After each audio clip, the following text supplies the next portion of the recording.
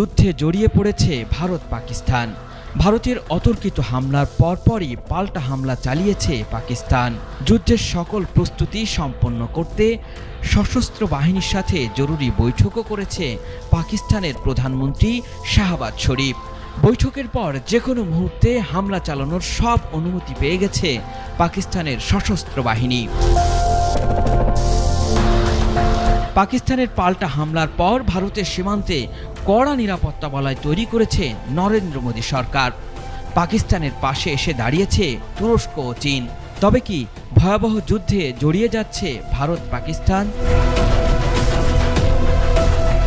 পাকিস্তান বলছে জাতিসংঘ সনদের ৫১ নম্বর অনুচ্ছেদ অনুযায়ী আত্মরক্ষার অধিকার প্রয়োগ করে পাকিস্তান নিজস্ব পছন্দমতো সময় ও স্থানে এই আগ্রাসনের উপযুক্ত জবাব দেওয়ার অধিকার সংরক্ষণ করে।